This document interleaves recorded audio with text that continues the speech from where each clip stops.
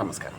ఈరోజు వ్యక్తిత్వ వికాసంలో లేదా మనకు సంబంధించినటువంటి గోల్ సెట్టింగ్స్లో ఒక ఉన్నతమైన అండ్ చాలా ముఖ్యమైన అంశమై గురించి మనం డిస్కస్ చేయబోతున్నాం. ఈ అంశం ఏంటంటే కోపం. Yes, angriness. యాంగ్రీనెస్ అనేది ఇది వినడానికి చాలా సాధారణంగా ఉండే అంశం, కానీ దాని నుండి వచ్చేటువంటి ఇంపాక్ట్ అనేది కొన్ని సందర్భాల్లో జీవితం మొత్తం కూడా మనం దాన్ని సరిచేసుకోలేని విధానంలో కూడా వెళ్ళిపోవచ్చు. అసలు యాంగ్రీనెస్ అంటే ఏంటి?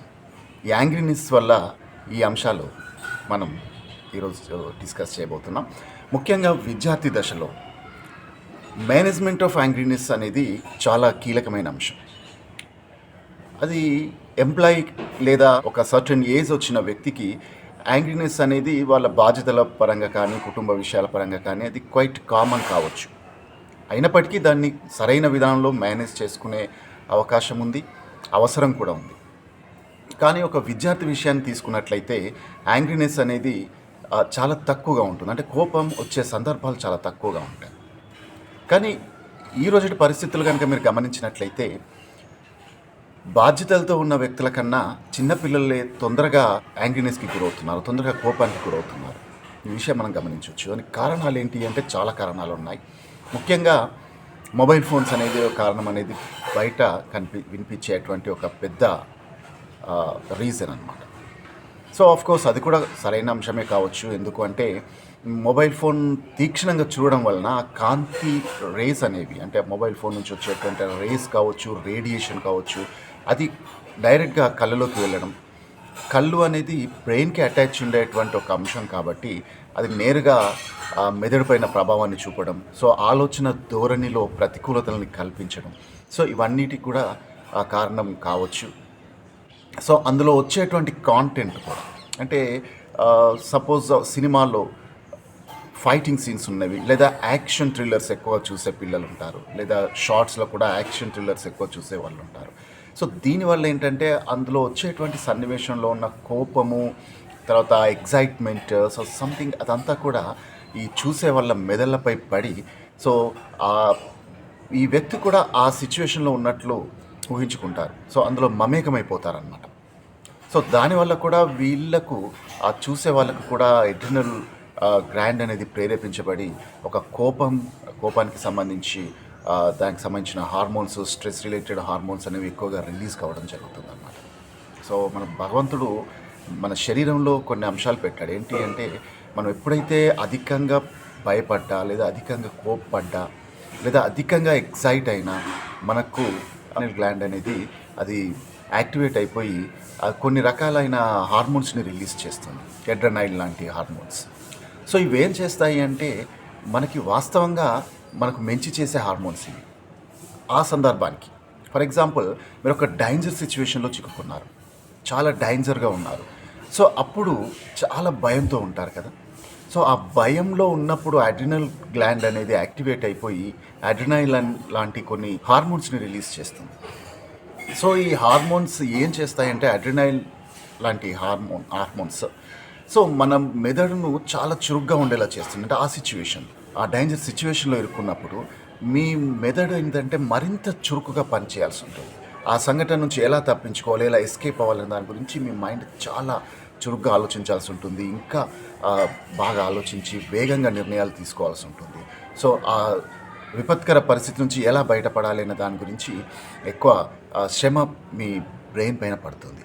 సో ఆ సిచ్యువేషన్లో మీ బ్రెయిన్కి సంబంధించిన ఈ స్పాట్ నిర్ణయాలు తీసుకోవడం కావచ్చు, లేదా అక్కడున్న అంశాలని దృష్టిలో పెట్టుకొని మీరు ఎలా ఎస్కేప్ కావాలి అనే విషయాలు కావచ్చు, ఒక షార్ప్నెస్ అనేది ప్రొవైడ్ చేసేది ఈ ఎడ్రినైన్ అనేటువంటి హార్మోన్ దానికి దోహదపడుతుంది. సో ఇదంతా చేయాలి అంటే బ్రెయిన్కి బ్లడ్ ఫ్లో అనేది ఎక్కువ కావాలి కాబట్టి ఆటోమేటిక్గా బాడీలో బ్లడ్ ఫ్లో, అంటే బీపీ అంటాం కదా, దాన్ని కూడా ఇంక్రీజ్ చేస్తుంది. సో అది ఇంక్రీజ్ అయినప్పుడు మెదడుకు రక్త ప్రవాహం అనేది ఎక్కువ అయినప్పుడు అది చురుగ్గా ఆలోచించగలుగుతుంది, చురుగ్గా నిర్ణయాలు తీసుకోగలుగుతుంది. So at the same time అది మన శరీరంని నొప్పి అనేది తెలియకుండా చేస్తుంది. అంటే నొప్పి నుంచి ఉపశమనాన్ని కలిగిస్తుంది ఒక బై డిఫాల్ట్గా. అంటే ఇది శాశ్వతంగా కాదు, ఆ పరిస్థితిలో మాత్రమే ఎడ్రినైన్ అనేటువంటి ఆ హార్మోన్ యాక్టివ్లో ఉన్నంతసేపు మాత్రమే అది పనిచేస్తుంది. సో అందుకే మీరు ఒక విపత్కర పరిస్థితిలో ఉన్నప్పుడు మీరు తప్పించుకొని పారిపోతున్నప్పుడు అప్పుడప్పుడు దెబ్బలు తాకినా కానీ పెద్దగా నొప్పించవు మనకి. మన బాడీకి నొప్పి అనేది తెలియదు. సో కాసేపు అయ్యాక కాస్త రిలాక్స్ అయిన తర్వాత అప్పుడు నొప్పి తెలుస్తూ ఉంటుంది.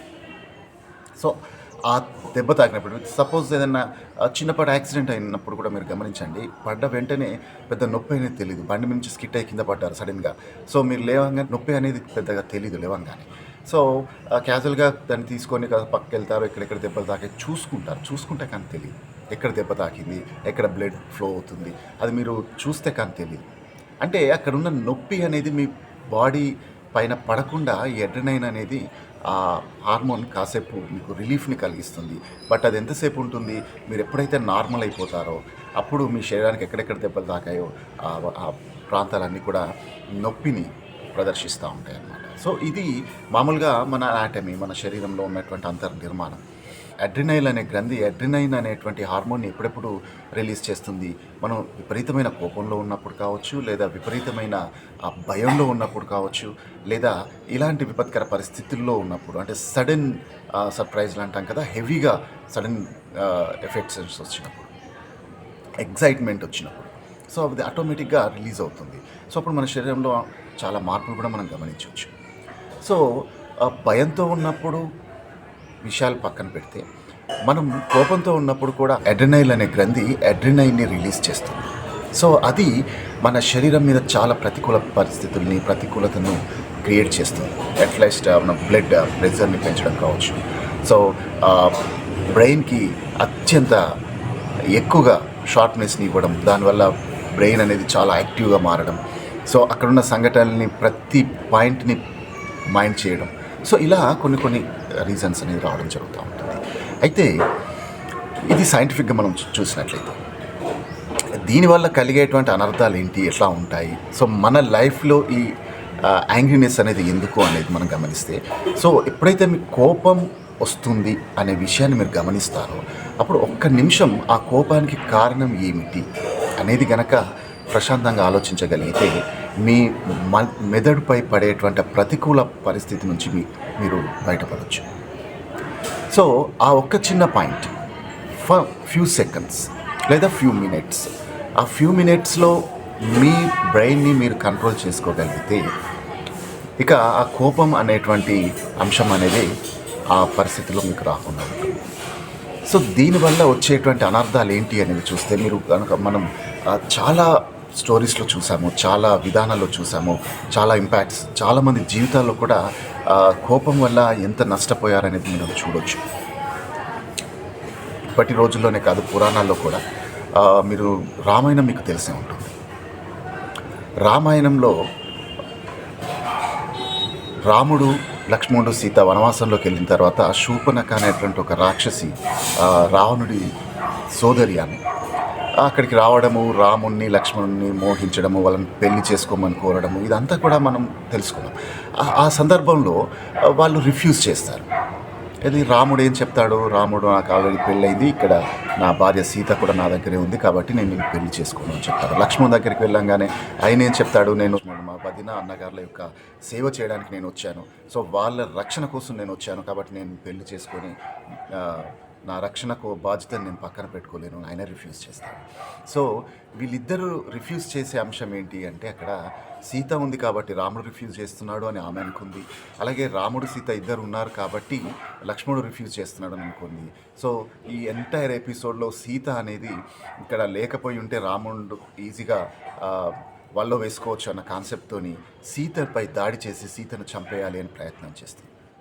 సో ఇక్కడ చూడండి, సీతను చంపేయాలని ప్రయత్నించినప్పుడు, సీత పైన దాడి చేసినప్పుడు సెల్ఫ్ డిఫెన్స్ అనేది తప్పదు కాబట్టి సెల్ఫ్ డిఫెన్స్ కింద రాముడు, లక్ష్మణుడు ఆమెతో పోరాటం చేసేసి ఆమెకు తగిన గుణపాఠం చెప్పడం జరుగుతుంది. అక్కడ ప్రాణాలు తీయగలిగేటువంటి శక్తి ఉన్నా, ప్రాణాలు తీసే అవకాశం ఉన్నా, అక్కడ జస్ట్ ఒక హెచ్చరిక మాత్రం క్రియేట్ చేసి మా జోలికి రావద్దు అని ఒక హెచ్చరిక క్రియేట్ చేసి గాయపరిచి వదిలేస్తారు వాళ్ళంతే. కానీ ఆమె ప్రాణాన్ని తీయడం లాంటి ప్రయత్నం కూడా చేయరు. అంటే అక్కడ వాళ్ళు ఆ సమయంలో ఎంత కోపం ప్రదర్శించాలి వాస్తవంగా.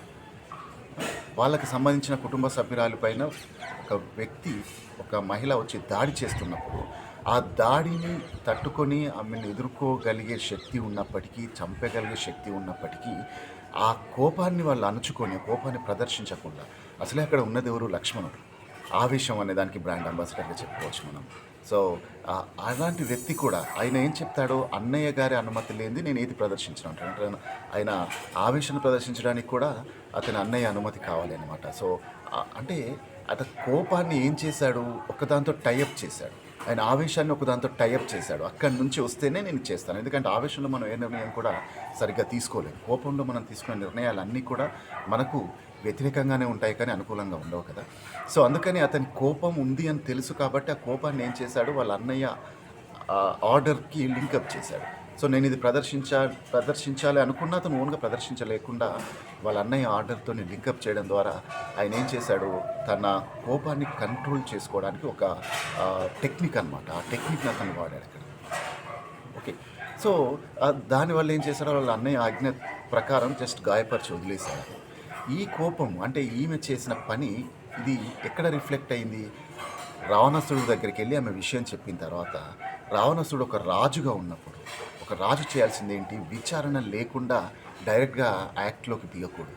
కానీ ఈమె చేసిన పని ఏంటి అనేది విచారణ చేయకుండానే ఆ చెల్లిని గాయపరిచారు అన్న ఒక కాన్సెప్ట్ పైన కట్టెలు తెంచుకునేటువంటి కోపాన్ని ప్రదర్శించారు. ఆ కోపం పర్యవసానమే సీతాపహరణ జరిగింది. సీతాపహరణ వల్ల అంటే ఆ అనాలోచిత నిర్ణయం, కోపంలో తీసుకున్న అనాలోచిత నిర్ణయం వల్ల లంకానగరం అంతా కూడా ఏమైపోయిందో మనం చూడవచ్చు. లంకానగరం అంతా నాశనం కావడము, తన ప్రాణాలు కోల్పోవడము, ఇవన్నీ కూడా మనం చూడవచ్చు. అంటే ఇవన్నింటికి కారణం ఏంటి అంటే ఒక్క చోట ఉంది, అది కోపం. ఇప్పుడు రాముడు చేసిన పని, రాముడు లక్ష్మణుడు చేసిన పని, రావణాసురుడు చేసిన పని రెండింటిని కంపేర్ చేస్తే వీళ్ళు ఎవరైతే దాడి చేశారో ఆ వ్యక్తిని చంపగలిగే స్థితిలో ఉన్నప్పటికీ చంపకుండా వాళ్ళ కోపాన్ని కంట్రోల్ చేసుకొని జస్ట్ ఒక కాజన్ మాత్రం ఇచ్చారు, ఒక హెచ్చరిక మాత్రం చేసి మా జోలికి రావద్దు అని ఒక హెచ్చరిక చేసి వదిలేశారు. సో ఒక రాజుగా ఉండి రాజ్య పాలన చేస్తూ తన వాళ్ళు నువ్వు గాయపరిచారు అన్న సందర్భం, అంటే ఇక్కడ గాయపరచడం చూడండి, ఇద్దరు గాయపడ్డారు. అక్కడ సీతాదేవి పైన దాడి జరిగింది కానీ వాళ్ళ కోపాన్ని అదుపులో ఉంచుకున్నారు. ఇక్కడ ఈమె పైన దాడి జరిగింది కానీ ప్రాణం పోయేంత దాడి కాదు. అయినా ఇతను కోపాన్ని అదుపులో పెట్టుకోలేకపోయాడు. పైపెచ్చు ఒక రాజుగా ఉన్నప్పుడు తను చేయాల్సిన కనీస ధర్మం ఏంటి? జరిగిన విషయం తెలుసుకోవడం, దాన్ని విచారించడం, దాని తర్వాత తనకు రియాక్ట్ కావడం. బట్ ఇవన్నీ పక్కన పెట్టేసి డైరెక్ట్గా కోపాన్ని ప్రదర్శించాడు, కోపంతో వచ్చిన ఆవేశాన్ని ప్రదర్శించాడు, తద్వారా ముప్పు తెచ్చుకున్నాడు అనమాట. సో ఎంత పెద్ద రాజైనా అంత చిన్న వ్యక్తి అయినా కోపంలో ఏ నిర్ణయం తీసుకున్నా అనాలోచిత నిర్ణయంగానే పరిగణించబడుతుంది. ఆవేశంతో తీసుకున్న నిర్ణయం ఏది కూడా సమస్యని తెస్తుంది తప్పించి ఆ సమస్యకి పరిష్కారం అనేది చూడదు. అది మనం మహాభారతంలో కూడా చూడవచ్చు, ఇంకా చాలా సందర్భాల్లో చూడవచ్చు. ఈ రామాయణం, భారతం ఇలాంటి పురాణాల్లో కాకుండా మన నిత్య జీవితంలో కూడా మనం చాలా సందర్భాల్లో చూడవచ్చు. మరి కోపాన్ని ప్రదర్శించడం అనేది సాధారణంగా వ్యక్తుల నైజం అని చెప్పుకోవచ్చు, అదొక మానసిక స్థితి అని కూడా మనం చెప్పుకున్నాం కదా. మరి వీటి నుంచి ఎలా మనం ఓవర్కమ్ కావాలి? మన లక్ష్యం వైపుగా మనం వెళ్ళాలి అనుకుంటే ఈ కోపం అనేది ఒక స్పీడ్ బ్రేకర్ లాంటిది. స్పీడ్ బ్రేకర్, మనం బైక్ పైన చాలా వేగంగా వెళ్తున్నాం, స్పీడ్ బ్రేకర్ వచ్చింది, అక్కడ మనం స్లో కాక తప్పదు. లేదు నేను స్పీడ్ బ్రేకర్ను లెక్క చేయను, అదే వేగంతో, అదే 60, 80, 100 ఏ వేగంతో ఉన్నాను అదే వేగంతో స్పీడ్ బ్రేకర్ పై నుంచి వెళ్తాను అంటే దానికి మూల్యం చెల్లించుకోక తప్పదు. ఇది కూడా అంతే. జీవితంలో మనం పెట్టుకున్నటువంటి లక్ష్యం ఏదైతే ఉందో ఆ లక్ష్య సాధన కోసం మనం వెళ్తున్న టైంలో ఉండేటువంటి మార్గంలో ఈ స్పీడ్ బ్రేకర్స్, కోపం, ఆవేశం ఇవన్నీ కూడా మనకు స్పీడ్ బ్రేకర్స్గా ఉంటుంటాయి. సో ఆ సమయంలో మనం ఖచ్చితంగా వేగాన్ని తగ్గించుకొని ఆ స్పీడ్ బ్రేకర్ని నెమ్మదిగా దాటి ఆ తర్వాత నువ్వు ఎంత వేగంతో వెళ్ళినా నీ రహదారిపైన ఎలాంటి ఇబ్బంది ఉండదు. కానీ ఆ వేగంతోనే మీరు ఆ స్పీడ్ బ్రేకర్ని క్రాస్ చేయాలి, ఆ కోపంతోనే మీ నిర్ణయాలు తీసుకోవాలి అనే పరిస్థితి కనుక తీసుకుంటే ఆ కోపంతో తీసుకున్న నిర్ణయం, ఆవేశంతో తీసుకున్న నిర్ణయం మీ లక్ష్యానికి మిమ్మల్ని చాలా దూరంగా తీసుకుంటుంది. ఇది మాత్రం గుర్తుపెట్టుకోవాల్సిన అంశం. ఇది ఒక విద్యార్థులకనే కాదు, వ్యక్తులందరూ కూడా ఒక వ్యక్తిత్వ వికాసంతో, ఒక లక్ష్యంతో, ఒక ఉన్నత స్థితి కోసం ప్రయత్నిస్తున్న ప్రతి వ్యక్తులు కూడా ఆచరించదగ్గ అంశం అన్నమాట. వీళ్ళందరినీ దృష్టిలో ఉంచుకొని ఈ అంశాన్ని మీతో ప్రస్తావన చేయడం జరుగుతుంది. మరి ఇక్కడ అడగొచ్చు, మరి ఇంతటి కోపంగా ఉన్నప్పుడు మనం ఎలా కంట్రోల్ చేసుకోవాలంటే మీకు ఇక్కడ ఒక చిన్న స్టోరీ చెప్తాను. మనందరికీ కూడా సర్ ఐజాక్ న్యూటన్ తెలుసు. సర్ ఐజాక్ న్యూటన్ అతను చాలా ఫేమస్. ఒక ఆపిల్ కింద పడుతున్నప్పుడు ఆపిల్ ఎందుకు పడింది అన్న దాన్ని పైన రీసెర్చ్ చేసి గురుత్వాకర్షణ శక్తి గురించి మనందరికీ చెప్పడం జరిగింది. అలాగే న్యూటన్ లాస్ అంటాం కదా, న్యూటన్ లాస్ని కూడా మాకు డిస్కవర్ చేసి అందించడం జరిగింది. సో అతని పేరు మీద, అతను కనుక్కున్నటువంటి లాస్ని అతని పేరు మీదే న్యూటన్ లాస్ అనే పేరుతో మనం పిలుస్తున్నాం. ఈరోజు మనం విమానంలో ఎగరగలుగుతున్నాము. ఒక బుల్లెట్ పేలుతుంది, ఒక తుపాకీని మనం ఆపరేట్ చేయగలుగుతున్నాము, లేదా ఒక రాకెట్ని లాంచ్ చేయగలుగుతున్నాము. ఇవన్నీ చేయగలుగుతున్నాము అంటే వాటన్నిటి వెనక ఉన్న సైన్స్ సర్ ఐజాక్ న్యూటన్ గారి డిఫరెంట్ టైప్స్ ఆఫ్ లాస్ అని మనందరికీ తెలుసు. సో అతను ఏం చేశాడంటే అతను ఈ లాస్ ఏవైతే ఉన్నాయో న్యూటన్ లా 1, న్యూటన్ లా 2, ఇవన్నిటిని డిస్కవర్ చేయడానికి అతనికి చాలా సంవత్సరాలు పట్టింది. రైట్, ఆల్మోస్ట్ 14 సంవత్సరాల 10 నెలల సమయం తీసుకున్నాడు. సో ఈ 14 సంవత్సరాల 10 నెలల ప్రతి రీసెర్చ్ని కూడా అతను పేపర్ పైన రాస్తూ వచ్చాడు. సో అలా రాస్తూ అతను తను కనుక్కున్న ఎక్స్పెరిమెంట్స్, డిఫరెంట్ టైప్స్ ఆఫ్ ఎక్స్పెరిమెంట్స్తోని వీటన్నిటిని కూడా తను డిస్కవర్ చేసి దాంట్లో ఉండేటువంటి నిజాల్ని ఐడెంటిఫై చేసి చాలా ప్రయోగాలు చేసి వాటన్నిటి సారాంశాన్ని ఒక పేపర్ల పైన భద్రపరిచారు. అంత కంప్లీట్ చేసుకుంటానికి అతనికి 14 సంవత్సరాల 10 నెలల సమయం పట్టింది. ఈ 14 సంవత్సరాల కృషిని ఒక బుక్లో, అంటే ఒక పేపర్స్ పైన రాసే పేపర్ బెండల్స్ అన్నింటినీ కూడా ఒక చోట పెట్టేశాడు. ఒకరోజు తన వర్క్ మొత్తం కంప్లీట్ అయింది అన్న సంతోషంతో. ఆ రోజు అతను చాలా హ్యాపీగా అనిపించింది, ఎందుకంటే తను చేసిన రీసెర్చ్కి కంప్లీట్ న్యాయం చేశాడు. తను చేసిన రీసెర్చ్ అన్నీ కూడా కరెక్ట్ అని ప్రూవ్ చేయడానికి సరిపడే ఆధారాలన్నీ తీసుకున్నాడు. వాటన్నిటిని రికార్డ్ చేసి అక్కడ పెట్టేశాడు. తన టేబుల్ పైన దానికి సంబంధించిన టోటల్ పేపర్స్ అన్నీ కూడా ఒక దగ్గర పెట్టి వాటిని భద్రపరిచేయడు. కాసేపట్లో ఒకసారి ప్రకృతిలోకి వెళ్ళొద్దాం, ప్రకృతి ఎలా ఉంది, అలా కాసేపు నడిచొద్దాం, వాకింగ్కి వెళ్దాం అనేసి బయటికి వెళ్ళాడు. అయితే అతనికి ఒక కుక్క ఉంది. పెట్ డాగ్స్ని పెంచుకుంటాం కదా, అలాగే సర్ ఐజాక్ న్యూటన్ కూడా ఒక డాగ్ని పెంచుకున్నాడు. దాని పేరు వచ్చేసి డైమండ్ అని పేరు పెట్టుకున్నాడు. సో ఆ డైమండ్ ఏం చేసింది, ఇతను బయటికి వెళ్ళంగానే ఇతను రూమ్లోకి వచ్చింది. ఎందుకంటే ఎప్పుడు అతను రూమ్లోకి రానిచ్చేవాడు కాదు. తను కేటాయించుకున్న రూమ్ ఉందో ఆ రూమ్లో అతను పరిశోధనలు మాత్రం చేయడము, పరిశోధన సారాన్ని ఒక పేపర్ పైన రాయడము, ఇది మాత్రం ఆయన చేసేది. ఎవరిని ఆ రూమ్లోకి అలౌ చేసేవాడు కాదు, అతను పెంచుకునే పెట్ని కూడా. సో ఎప్పుడైతే ఆయన బయటికి వెళ్ళాడో అది గమనించింది ఆ పెట్. సో ఎప్పుడు నన్ను ఆ రూమ్లోకి రానివాడు కదా, నేను ఒకసారి ఆ రూమ్లోకి వెళ్తాను, ఇప్పుడు అతను లేడు అన్న కాన్సెప్ట్తోని అది ఆ రూమ్లోకి ఎంటర్ కావడం జరిగింది. ఎంటర్ అయింది, ఆ రూమ్లో అంతా తిరిగింది, అటు ఇటు చూసింది, ఎటు చూసినాక దానికి తినడానికి ఏం లేదు, అన్ని రకరకాల ఎక్స్పెరిమెంట్ సంబంధించిన వస్తువులే ఉన్నాయి, అవన్నీ చూసింది. తర్వాత అతను ఏదైతే రెగ్యులర్గా కూర్చునే బల్ల ఉందో ఆ బల్లను చూసింది. బల్ల పైన అప్పుడే అక్కడ పెట్టినటువంటి పేపర్ సెట్ ఉంది. సో దానిపైన అవి కొట్టుకుపోకుండా ఒక వెయిట్ పెట్టాడు, పేపర్ వెయిట్ ఉంది. సో అదేంటి చూద్దామనే ఉత్సాహంతో ఈ డైమండ్ ఏం చేసింది, ఆ బల్లపైకి జంప్ చేసినప్పుడు అప్పుడు లైట్ అనేది లేకపోయేది కదా, కేవలం ఒక క్యాండిల్ లైట్లో రాసేవాళ్ళు. సో అతను అప్పటిదాకా రాసి కంప్లీట్ చేసి పెట్టాడు కాబట్టి ఆ క్యాండిల్ అనేది ఇంకా వెలుగుతూనే ఉంది. సో ఒక స్టాండ్ పైన క్యాండిల్ వెలుగుతుంది. సో ఇది ఎప్పుడైతే జంప్ చేసిందో డైమండ్, దానిపైన ఆ క్యాండిల్ కాస్త కింద పడిపోయి ఈ పేపర్ పైన పడింది. తను 14 సంవత్సరాల కృషి ఏదైతే ఉందో ఆ పేపర్ పైన పడింది. సో క్యాండిల్ పడంగానే ఏమవుతుంది, ఆటోమేటిక్గా ఆ మంట అనేది ఆ పేపర్స్కి అంటుకోవడము, ఆ పేపర్స్ అన్ని కాలిపోవడము, ఇదంతా జరిగిపోయింది.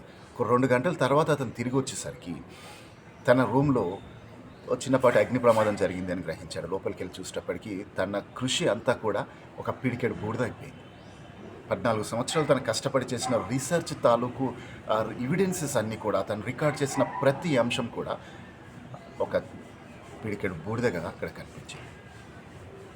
సాధారణంగా అది ఎవరు చేశారో తెలిసిపోతుంది. అక్కడే అతను వెళ్ళంగానే అతను చూసి ఆ డైమండ్ కూడా అక్కడి నుంచి దూకి పారిపోయింది, ఒక మూల కూర్చోవడం జరిగింది. సో 14 సంవత్సరాలు అహర్నిశలు తిండి మానేసి బయట ప్రపంచంతో సంబంధాలు లేకుండా చేసిన రీసెర్చ్ 2 గంటల్లో మొత్తం కాలి బూడిదైపోతే సదరు వ్యక్తి రియాక్షన్ ఎలా ఉంటుంది? మీరైతే ఏం చేస్తారు ఈ సందర్భంలో? మనం ఎంత రియాక్ట్ అయినా అది తిరిగి వచ్చేది కాదు.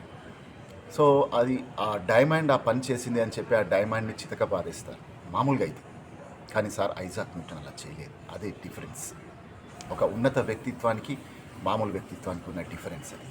ఉన్నతంగా కావాలి అనుకుంటే మనం ఆ ఉన్నత వ్యక్తుల ఆలోచన విధానాల్ని మనం మన జీవితాలకు అప్లై చేసుకోవాల్సి ఉంటుంది. సో ఆ డైమండ్ని తీసుకొని నుదుటిపైన చిన్నగా నిమ్రాడు. నువ్వేం చేసావో నీకు తెలీదు అని ఒక చిన్న మాట చెప్పేసి దాన్ని వదిలేశాడు.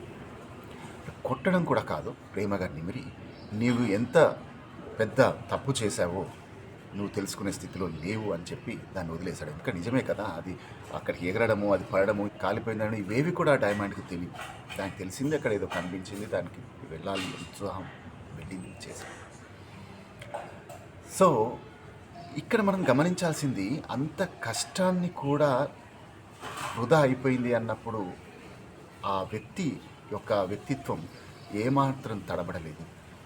తను ఎమోషన్ అవ్వడం కానీ, కోపానికి రావడం కానీ, తన ఆ, ప్రవర్తన విధానాన్ని మార్చుకోవడం కానీ జరగలేదు. మళ్ళీ ఒక 4 సంవత్సరాలు కష్టపడి తన ఎక్స్పెరిమెంట్స్ ఏవైతే చేశాడో అవన్నిటినీ కూడా మళ్ళీ రికాల్ చేసుకొని మళ్ళీ నోట్ చేసుకున్నాడు. అందుకే మీరు సార్ ఐజాక్ న్యూటన్ యొక్క ఒరిజినల్ స్క్రిప్ట్ ఏదైతే మ్యానుస్క్రిప్ట్ ఉందో అది కనుక గమనిస్తే అదన్నీ కూడా చూసి చేసినట్లుండవు, ఆలోచించి చేసినట్లు, అంటే థర్డ్ పార్టీ నుంచి గమనించి చేసినట్లు ఉంటాయి, రాసినట్లు ఉంటాయి. సో తను చేసింది చూసి రాసుకున్న కాపీ ఏదైతే పోయిందో, ఇక తను చేసింది ఏదైతే గుర్తుంచుకొని ఏదైతే ఎక్స్పెరిమెంట్స్ రిజల్ట్స్ వచ్చాయో వాటన్నిటిని రీకాల్ చేసుకొని రాశాడు. కాబట్టి ఆటోమేటిక్గా స్క్రిప్ట్లో ఒక చిన్న చేంజ్ అనేది కనిపిస్తుంది కదా. రీకాల్ చేసుకున్నప్పుడు థర్డ్ పార్టీ నుంచి రాసిన మెథడ్లో వస్తూ ఉంటుంది. సో ఆ రకమైన విధానాల్లో కనిపిస్తాయి తన మ్యానుస్క్రిప్ట్ కనుక మీరు గమనిస్తున్నట్లయితే. సో అంటే ఇదంతా కూడా అంటే ఒక 4 సంవత్సరాలు తను మళ్ళీ కష్టపడాల్సిన అవసరం వచ్చింది ఒక 2 గంటల చిన్న నష్టానికి. అంత జరిగినప్పటికీ ఆయన ఆవేశం కానీ కోపం కానీ ప్రదర్శించకుండా ఒక నిండుకుండలాగా ఒక ఉన్నతంగా ఆలోచించి తన పని మళ్ళీ తను పూర్తి చేసుకోవడం జరిగిందన్నమాట. ఇదే విషయం మనం సోక్రటీస్ నుంచి కూడా నేర్చుకోవచ్చు. సోక్రటీస్ తను ఎంత గొప్ప వ్యక్తో మనందరికీ తెలుసు. సో ఎన్నో అంశాల గురించి మనం అతని పేరును చూడవచ్చు. ఇటు వ్యక్తిత్వ వికాసంలో కావచ్చు, సైకాలజీలో కావచ్చు, సైన్స్ పరంగా కావచ్చు, జియోగ్రఫీలో కావచ్చు, రకరకాల సైన్సెస్లో ఆయన యొక్క ఇన్వెన్షన్స్ ఎన్నో కొన్ని ఉంటాయి. సో మరి అలాంటి వ్యక్తి ఎలాంటి ఉండాలి, ఎంత నిలకడగా ఉన్నాడు అనేది ఒక సంఘటన మనకు తెలుస్తుంది. ఒకసారి అతను తన అరుగుపై కూర్చొని ఏదో ఆలోచనలో ఉన్నాడు. అప్పుడు వాళ్ళ ఇంట్లో ఉండేటువంటి, అంటే అతను చాలా పేద కుటుంబానికి చెందినవాడు. వీళ్ళంతా కూడా ఏంటంటే ఒక సైంటిస్ట్గా ఉండి చాలా ప్రయోగాలు చేసి ఈరోజు వాళ్ళు సువర్ణాక్షరాలతో చరిత్ర వాళ్ళని గుర్తుపెట్టుకుంది, కానీ వాళ్ళ లైఫ్ టైంలో మాత్రం వాళ్ళని గుర్తించింది లేదు. వాళ్ళకి కనీసం ఒక వ్యక్తిగా కూడా గౌరవించిన వాళ్ళు చాలా తక్కువ అన్నమాట. చాలా తక్కువ మంది మాత్రం వాళ్ళని గౌరవించారు. సో వాళ్ళ లైఫ్ టైంలో చాలా ఇబ్బందులు ఎదుర్కొన్నారు. చాలా ఇబ్బందుల్ని ఫేస్ చేస్తూ వాళ్ళు వాళ్ళ రీసెర్చ్ని మనకు అందించడం జరిగింది. ఆ రీసెర్చ్ని ఇప్పుడు మనం వాడుతున్నామంటే ఇదంతా వాళ్ళ కృషి అనమాట. సో సార్ ఐజాక్ న్యూటన్ విషయంలో కొంత సపోర్ట్ ఎక్కువ ఉన్నప్పటికీ ఈ సోక్రటీస్ విషయంలో మాత్రం చాలా విరుద్ధం. వాళ్ళ ఇంట్లో వాళ్ళు కూడా తనకి సపోర్ట్ చేసేవాళ్ళు కాదు.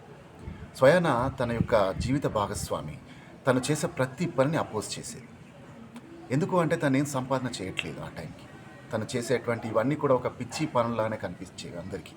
సో వాటి యొక్క అతను చెప్పిన ప్రతి మాట ఇప్పుడు కొన్ని వేల కోట్ల విలువ అని మనం ఏదైతే అనుకుంటున్నామో, అతను లైఫ్ టైంలో ఉన్నప్పుడు తను చెప్పే మాటలన్నీ కూడా ఒక పిచ్చి మాటలుగా, తను చేసే పనులని ఒక పిచ్చి పనులుగానే ట్రీట్ చేసేవాళ్ళు అక్కడ ఉన్న వాళ్ళంతా కూడా, ఇంక్లూడింగ్ వాళ్ళ ఇంట్లో ఉండేటువంటి వ్యక్తులు. స్వయాన జీవిత భాగస్వామి కూడా తన్ని అలాగే చూసేదన్నమాట. సో తను ఇంటి ముందు కూర్చొని ఏదో ఆలోచనలో ఉన్నప్పుడు తను కలాపి చల్లుతుంది. అంటే ఇట్లా చల్లుతాం కదా మనం, పెండ కట్టిన నీళ్ళని చల్లుతూ ఉంటాం కదా, అలా చల్లుతుంది. అప్పుడు అతను అక్కడ ఉన్నాడు. తను చెప్పిందంట అక్కడ నుంచి నేను పని మీద ఉన్నాను అని. కానీ మనోడు పాపం దీర్ఘంగా ఆలోచనలో ఉన్నాడు కాబట్టి తను ఈ లోకంలో ఎవరేం చెప్తున్నారనేది లేదు, అంటే అంత ఆలోచనలో మునిగిపోయి తన అంశాలని అంతగా ఆలోచించుకుంటున్నాడు అనమాట. 2-3 సార్లు చెప్పింది, లేకపోయేసరికి ఇంకా ఈమె కోపం అనేది అదుపులో లేదు. ఎందుకంటే తను అదుపులో పెట్టుకున్నాడు, సోక్రటీస్ అదుపులో పెట్టుకున్నంత ఈజీగా వాళ్ళు అందరూ అదుపులో పెట్టుకోలేరు కదా కోపాన్ని, ఆవేశాన్ని. సో ఆమె కోపం అనేది కట్టెలు తెంచుకుంది, తారస్థాయికి వెళ్ళిపోయింది. కలాపి చల్లే నీళ్ళన్నీ తీసుకెళ్ళి తన నెత్తి మీద పోసేసి. ఇక్కడ కూడా ఒకసారి గమనించండి, ఒకవేళ ఇదే పరిస్థితి ఇంట్లో మీకు కనుక జరిగి ఉంటే మీ రియాక్షన్ ఎలా ఉంటుంది?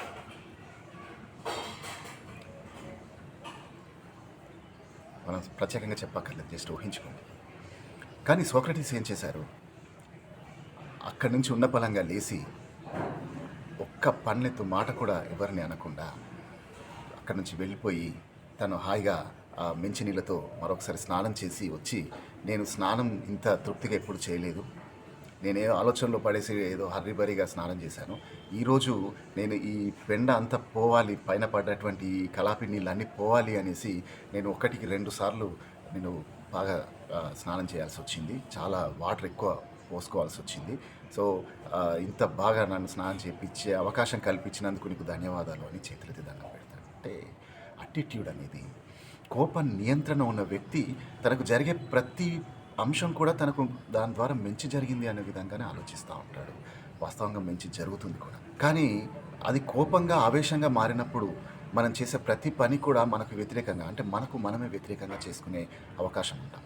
మనందరం కూడా ఐజాక్ న్యూటన్ అంతా కానీ లేదా సోక్రటీస్ అంతా ఉన్నత స్థాయిలో ఉండకపోయినా కనీసం అట్లీస్ట్ మనం చేయగలిగే వాటిని మన చేతుల్లో ఉండి మనం కంట్రోల్ చేసుకునే అంశాలను, సిచ్యువేషన్స్నైనా మనం కంట్రోల్ చేసుకొని దాని ద్వారా కోపాన్ని, ఆవేశాన్ని తగ్గించుకొని సరైన నిర్ణయాలు తీసుకోవడం మాత్రం మన చేతిలో ఉంది. అలా సరైన నిర్ణయాలు తీసుకుంటూ ఉంటే ఆటోమేటిక్గా మనం కూడా ఉన్నత వ్యక్తిత్వంగా మారిపోయి ఉన్నతంగా జీవించే అవకాశం ఉంటుంది. మీ లక్ష్యం ఏదైతే ఉందో ఆ లక్ష్యాన్ని చేరుకోవడానికి ఒక వెసులుబాటు అనేది మీకు మీరే కల్పించుకునే వాళ్ళు అవుతారు. కోపాన్ని, ఆవేశాన్ని మీరు ఆధీనంలో పెట్టుకుంటే, మీరు తగ్గించుకుంటే దానివల్ల మీ ఆరోగ్యం అలాగే అక్కడున్న పరిస్థితులు ఈ రెండు చక్కగా ఉంటాయి. మరి ఎలా తగ్గించుకోవాలి అనుకుంటే దానికి చాలా టెక్నిక్స్ ఉన్నాయి. ఫస్ట్, కోపం అనేది ఎందుకు వచ్చింది? ఆవేశం వచ్చింది, ఆవేశంగా ఏదో పని చేయాలనుకున్నారు. సో ఆవేశంగా పని చేసేయడానికి 1 సెకండ్ ముందు నేను ఈ పని ఎందుకు చేస్తున్నాను, ఈ ఆవేశం ఎందుకు వచ్చింది, ఒకసారి ఆలోచించండి. దానివల్ల కాజ్ తెలుస్తుంది. నేను ఎందుకు కోపానికి వచ్చిన నన్ను ఈ మాట అన్నాడు, అందుకే నేను ఇలా ఆవేశంకి వస్తున్నాను. ఆ మాట అనడం వల్ల నాకు వచ్చే నష్టం ఏంటి, ఆ మాట పడడం వల్ల నాకు వచ్చే నష్టం ఏంటి? ఏమి లేదు. నేను అతనికి రివర్స్గా రియాక్ట్ అవ్వడం వల్ల నాకు వచ్చే లాభం ఏంటి? Nothing is there, right? So ఏమీ లేని విషయాలకి, అంటే మీకు ఆ మాట పడడం వల్ల నష్టం జరగట్లేదు, మీరు అతన్ని అనడం వల్ల లాభం జరగట్లేదు. So there is no profit, no loss. So దానికోసం మీరు ఎందుకు రియాక్ట్ అవ్వాలి? పైపెచ్చు రియాక్ట్ అవ్వడం వలన మీలో అడ్రినల్ గ్లాండ్ అనేది ప్రేరేపించబడి స్ట్రెస్ అనేది రిలీజ్ అవుతుంది, స్ట్రెస్ హార్మోన్స్ రిలీజ్ అవుతాయి. అడ్రినైన్ రిలీజ్ అవ్వడం వలన బ్లడ్ ప్రెషర్ అనేది పెరుగుతుంది, ఆవేశం పెరుగుతుంది. ఆవేశంలో తీసుకునే నిర్ణయాల్లో ఏదైనా చట్ట విరుద్ధమైన పని చేయొచ్చు, అంటే ఏదైనా అయినా కొట్టడం కానీ సంథింగ్ ఏదో ఒకటి చేయొచ్చు ఆవేశంలో. సో దానివల్ల మీ లైఫ్ అనేది రిస్క్లో పడవచ్చు, లీగల్ యాక్షన్స్కి దారి తీయవచ్చు. సో అంటే ఎటు చూసినా నష్టాలు కలుగుతున్నాయి తప్పించి మీకు వచ్చే లాభం అయితే లేదు. కాబట్టి కోపం వచ్చినప్పుడు ముందుగా మీరు గమనించాల్సింది ఈ కోపానికి కారణం ఏంటి, ఇది చేయడం వలన నాకు వచ్చే లాభం ఏంటి, కోపంగా రియాక్ట్ కాకపోవడం వల్ల నాకు వచ్చే నష్టం ఏంటి. ఈ 1 సెకండ్, ఈ ఒక్క ఆలోచన ఎంతో అనర్థాల నుంచి మిమ్మల్ని పక్కన పెడుతుంది. ఇవాళ రేపు మనం గమనించవచ్చు, కోర్టు కేసెస్ కనుక మీరు చూసినట్లయితే more than 80% of cases just ఈ నిమిషాల్లో వచ్చేటువంటి చిన్న చిన్న రియాక్షన్స్ వల్ల వచ్చిన కేసెస్. ఏదో మాట పెరిగి, తగాదాలు పెరిగి అవి కొట్టుకోవడం నుంచి సివిల్ కేసెస్ నుంచి క్రిమినల్ కేసెస్ లాగా మారుతూ ఉంటాయి. సో ఈ సివిల్ కేసెస్, క్రిమినల్ కేసెస్ ఇవన్నిటికీ కారణం ఏంటి? చిన్న తగాదా. ఆ ఒక్క తగాదాని శాంతంగా పరిష్కరించుకుంటే ఎవరికి ఏ ప్రాబ్లం. సో అది ఉన్నత వ్యక్తి ఆలోచించే విధం. రెండోది, మీరు ఎక్కువగా ప్రాణాయామం కానీ బ్రీత్ పైన కాన్సన్ట్రేషన్ చేసుకోవడం కానీ ఇలాంటి చేయడం ద్వారా కోపం అనేది మీపై ప్రభావాన్ని చూపలేదు. సో ఈ రకంగా మీరు కోపాన్ని మీ అంతటా మీరే తగ్గించుకోవచ్చు. ప్రశాంతంగా ఉండడం నేర్చుకుంటే మీకు ఆరోగ్యం వస్తుంది. పైపెచ్చు మీ యొక్క పనులన్నీ కూడా సరైన విధానంలో పూర్తవుతాయి. మీ యొక్క లక్ష్యాన్ని మీరు చేరుకోవడానికి అవకాశం ఉంటుంది. కాబట్టి మీరు ఏ విధానంలో మిమ్మల్ని మీరు కంట్రోల్ చేసుకుంటారో ఆ విధానాన్ని, మీకు నచ్చిన విధానాన్ని పాటిస్తూ కోపాన్ని, ఆవేశాన్ని అనేవి వాటి యొక్క నెగటివ్ ఇంపాక్ట్లో మీరు పడకుండా, ఆ ట్రాప్లో మీరు పడకుండా మీ లక్ష్యం వైపు మీరు ఒక తెలివితో ఒక ఉన్నతంగా ముందుకెళ్తారని ఆశిస్తూ ఈరోజు ఈ వీడియోని క్లోజ్ చేస్తున్నాను. మళ్ళీ కలుద్దాం.